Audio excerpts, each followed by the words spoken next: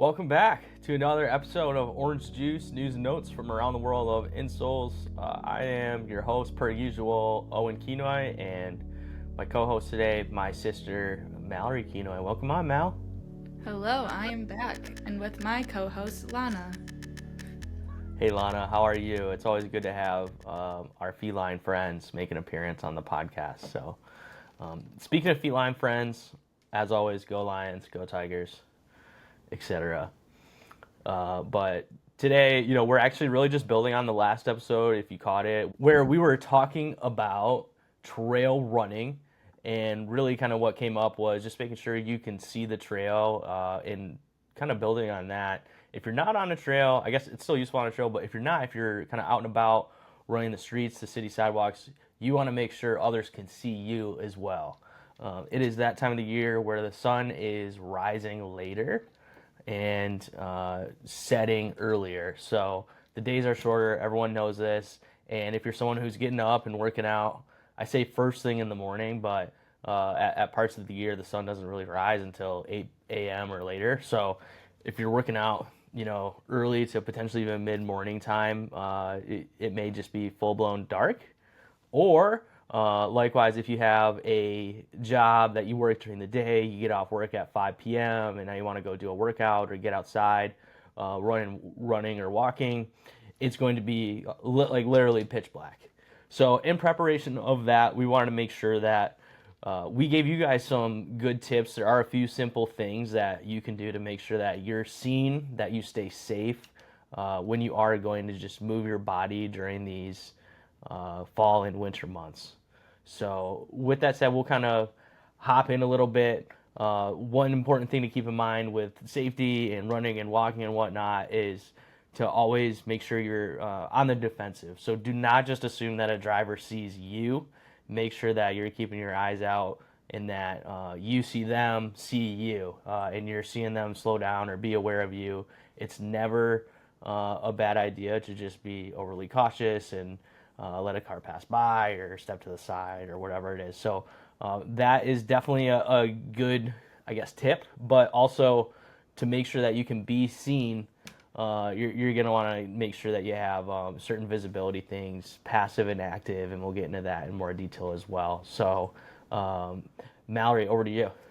Yeah, unfortunately, most accidents happen in low light, so we definitely need to be careful. And like, Owen said, the days are only gonna get shorter going forward, and that, it's hard to completely rework your schedule and your workout routine to make sure you can get those hours in. I know that there have been days in the winter where like I'll get up, and when I worked in an office, I'd get up, go into the office, and by the time I would get out, it would be dark again. So I'd go, like, I don't have any daylight outside to go on a run.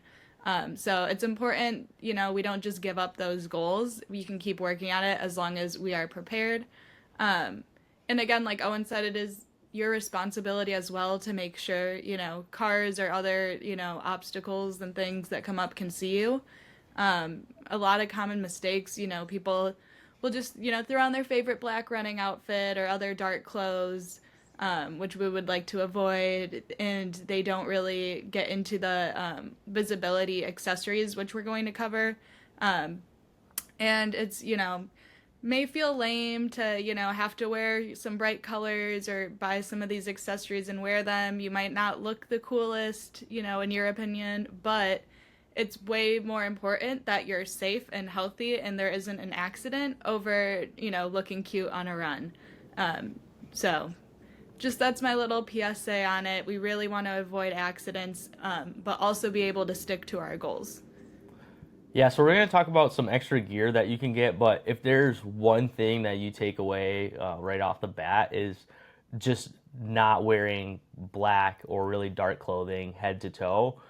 There are so many times where I personally, I'm paying attention to the road and driving in the lane, and then suddenly someone kind of comes up on my vision because they're all wearing all black clothing. And right, wrong, or indifferent, my reaction's like, dude, like, you cannot wear all black clothing. Like, please, like, do yourself a favor. Don't do that. Because, like, I was paying attention and just straight up couldn't see them. So, if you do one thing for yourself, even if it's white or just lighter clothing, something where as people's headlights shine on them, that they'll be like, oh, what's that? And kind of catch their eye. That's kind of first and foremost. Secondly, these accessories, people get kind of decked out. And when I used to work at Playmakers, they'd have the running group team Playmakers come in.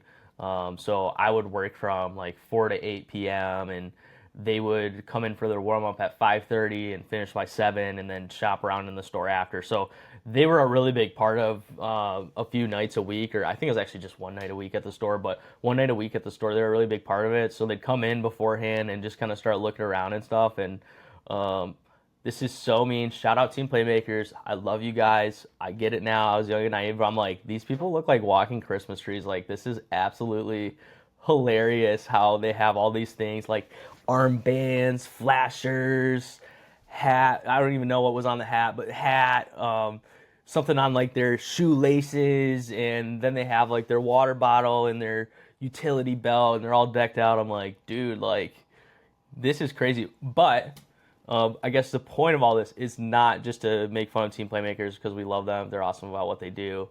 They would probably admit that looks a little silly, but they were preparing. They made a super safe choice. All of them had this passive and active visibility that we're going to talk about, and obviously they're running in a group, so that definitely helps. But they would all probably feel pretty comfortable saying that drivers paying attention should be able to see them. Yeah, and I think it's also a good point too that they're still doing this on like a mapped out course with a big group of people and like, volunteers out, you know what I mean? It's the most ideal run where like you shouldn't, probably get hurt. You're not, on your by yourself in the dark like on a back road, but they still show up with that visibility stuff because accidents happen. Like even if you think it's, the most there's all these people around me, like it can still happen. So I think that's just a good example though that like it's really important no matter what your circumstances are. And with that, I mean, a great point Mallory makes is planning your route can make a big difference as well, or even just knowing like, hey, when I go on this route, this spot and this spot are maybe going to be a little more high traffic, or they might be able not be able to see me, and like I should just really be like aware when I reach those areas and make sure I kind of know what's going on around me, whether that's other pedestrians or bicycles or cars, of course, trucks, the whole nine. So that will help you out a lot too. Just making sure that you are planning and maybe even bringing a buddy as well, that sort of thing. But getting into, we've mentioned passive and active visibility a few times, so we want to let you know what that actually is. Spoiler, the kind of the best way to approach visibility is to have a little bit of passive visibility and a little bit of active visibility. That's what's going to go the longest way to make sure that people are really able to see us. So when I say passive visibility, what do we mean? These are things that will essentially reflect light or show up like, hey, it's me when light hits it. So think of like some clothes have like this is actually a running top, but it doesn't have it on here. Some clothes will have like a reflective tape like right here or along the back. I know for people that aren't listening, it's on the arm, or like along the back of your pullover or shirt or whatever it is. They have like a reflective piece. So there's these little things that are kind of built in to clothing. There's also reflective vests. So I mean, literally think of like a construction vest. You can easily see construction workers. This is the exact reason why they wear something like that. There's also like reflective armbands and things that you can get. And then also like on your shoes and other times there's like special prints and whatnot. Specifically most of the time in like running tops and bottoms where it's like, hey, it has visibility kind of built into the pattern of the clothing itself. So that's kind of what it is, what it looks like. Really think of like a construction worker, a construction vest. These are great because they're super lightweight. They don't hold you down at all. They're typically inexpensive and easy to kind of get up and get going with. However, it's only effective when light is directly shining on you. So let's say someone's driving straight down like a 2-lane road, you're on the bike lane or whatever, and you're walking, and they kind of start to make a right hand turn as you're walking across the sidewalk, which we'll also talk about sidewalks in a minute. And then their light hits you, then they can see you, but they couldn't see you prior. So that's kind of passive visibility. There are some limitations, and Mallory's going to talk about active visibility, which is really going to help kind of that case, and you really can't miss on with some active visibility. Yeah, so the difference with active visibility is active are accessories that produce their own light.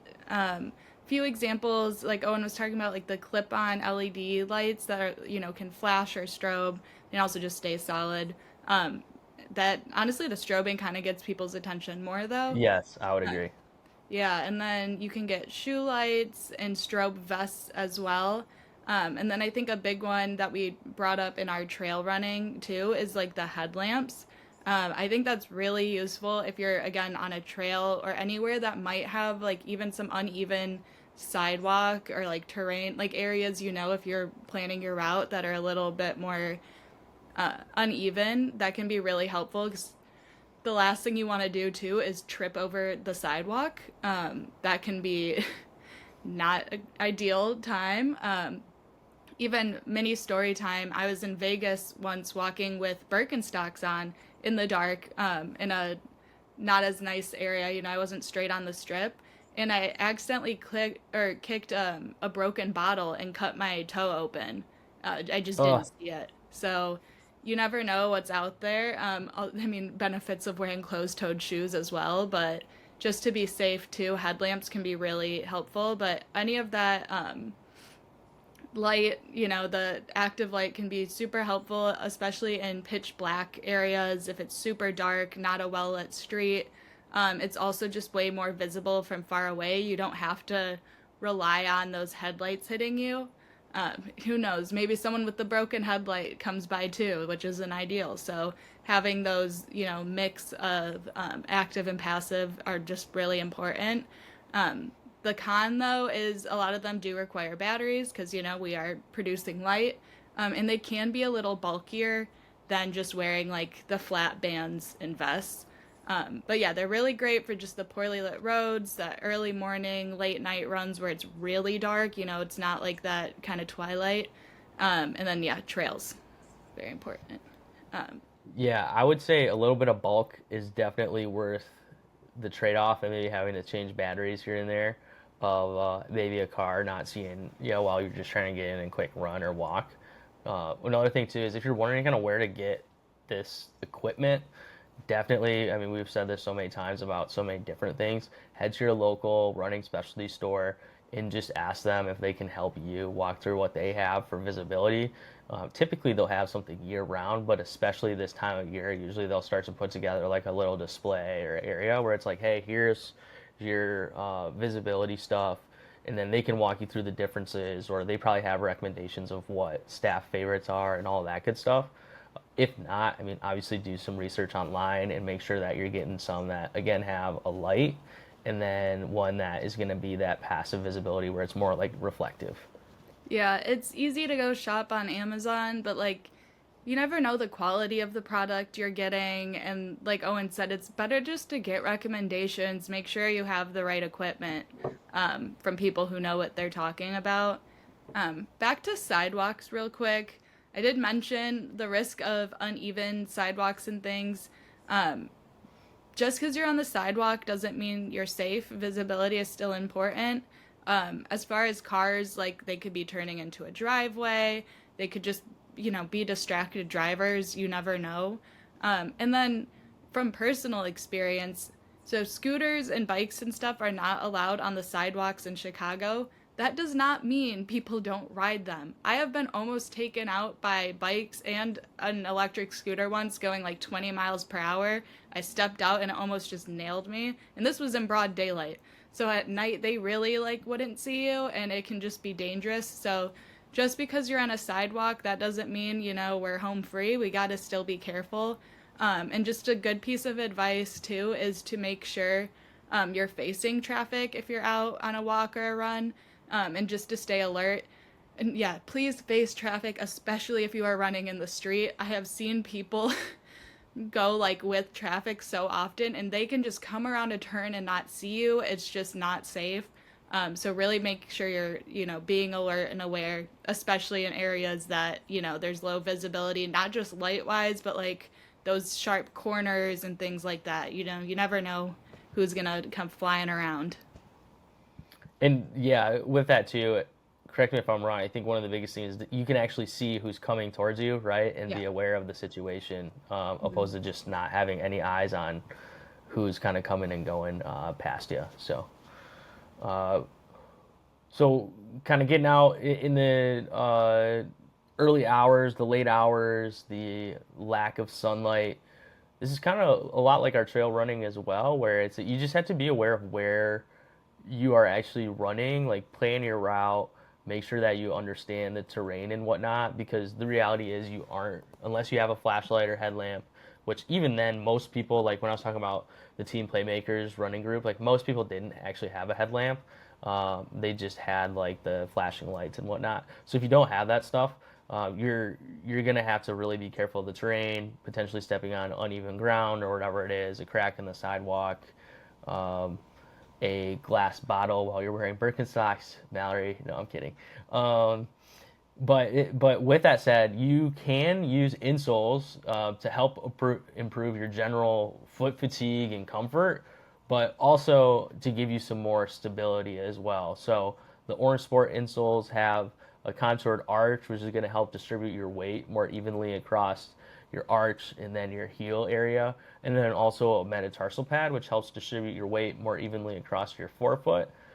And then our Orange full length insole also has those features, but it also has a deep heel cup, which just helps anchor your foot into the footbed of the shoe a little bit better and give you that lateral stability that pretty much all insoles, and especially if you don't have an insole, are lacking. So that is a positive option. Obviously, we're here at Orange Insoles, so we want to make sure we highlight the benefits of those, even though we've already talked about them for walking and running and working out and setting goals. So don't forget to do those. And there's not kind of a one size fits all. You can ask us for our recommendations. Generally, if you're like a pretty intense runner, we would say try out the Orange Sport insole. If you're just getting into things or really need a lot of support or treating an injury, maybe try the original Orange full length insole for your running and walking, especially in low light. But it just depends on you, the person, and what your preferences are. So it really can vary on the insoles that are best for you. And you can also try our insole quiz to get help online as well. Yeah, and one more thing I wanted to kind of cover, and I planted a seed earlier of, just because the seasons are changing, we don't have to give up our goals. It's a lot about just being intentional with our choices. And I keep seeing this trend online. Last year it was called the Winter Arc. This year they're calling it the Great Lock-In. All the same thing. Have you seen this at all, Owen? I think it's more on like girl fitness side of things, but Honestly, I haven't, but it's just so relevant for me. Like, I just feel like I've been really busy lately. Like, summer's over, and I've just been kind of like go, go, go. But, like, I'm like, man, like, I still want to make the most of the last few months of the year and not just like let my body and the rest of me just go into like holiday mode and just I always say to my wife, just let myself go. Sometimes I just let myself go for a little bit. That's so dramatic and not like the case. But anyway, so yeah, I was really excited when you said like, hey, this is something that we could discuss, and we yeah. might even do a whole nother episode on something like this as well to really make sure people can lock in and make the end of the year a good one too. Yeah, if you haven't heard of it before, essentially it's just a trend that encourages people to, start working towards their goals in the last 3 months of the year, or at least start establishing a routine. Even stuff as simple as going to bed and getting up at the same time, making sure you're getting your water in. And the whole idea behind it is to have a really good baseline as we go into the new year, so you're not like starting at zero in January, like giving up all your goals, and I'll start again in a few months. It's just like getting you at a really good baseline so you can keep working towards those goals. And like I said, it's about being intentional. Like this example, if you're working on running goals or have a streak going or training for something, You don't have to delay it. It's about, being intentional. I know I can only run at night, so I'm going to get my visibility gear. I'm going to get a buddy. It's just things like that. And like Owen said, maybe we'll cover this more as we get more into the winter months and, how to stay motivated as it gets colder. But I also just think like staying up on your goals and your routines will help you mentally too. It's kind of like a whole cyclical thing. Like you stop it because you aren't feeling good mentally because it's dark and cold, but then it makes you feel worse. And like, you got to break the cycle at some point. So yeah, just wanted to throw that in there because I think it's really relevant to this. Just, get ahead of things and make sure you have the tools so you can keep working towards what you want to. Yeah, I couldn't have said it better myself. Especially, yeah, like shorter days. It's like, man, like I don't want to get up when it's pitch black out. I don't want to be doing work or chores or physical activity when it's pitch black out. Like I just want to be sleeping. Honestly, I think that's like your body's natural tendency is when it's really dark to gravitate towards sleeping. So with that said, we want you guys to make the most of these shorter days, but also be safe while doing it. So, quick checklist for you. Make sure that you are seen. Actually, we didn't even mention this, but this is such a great point. Make sure that you're seen on the front and the back, both ways, so that people can see you. If you have everything on the front, no one behind you can see you. If you have everything in the back, no one in front of you can see you. Using passive, passive gear, which is more like reflective, and then using active gear, which is more like a literal light that either flashes or is just a solid light, like a headlamp. And then make sure that your footwear is really dialed in, that you're making the most of your walk and run, and that you're comfortable, whether that's just getting fit for a new pair of shoes, trying some insoles in there, wink, wink, or whatever it may be. So hope you guys learn a few things heading into this fall winter season that you can take away to be safe. And if you guys have any good gear that you like, please feel free to leave it in the comments. Any questions that we may not have talked about, we'd love to hear from you. Thank you so much for listening. You can find us on Spotify and YouTube. So thanks so much, and we'll catch you next time.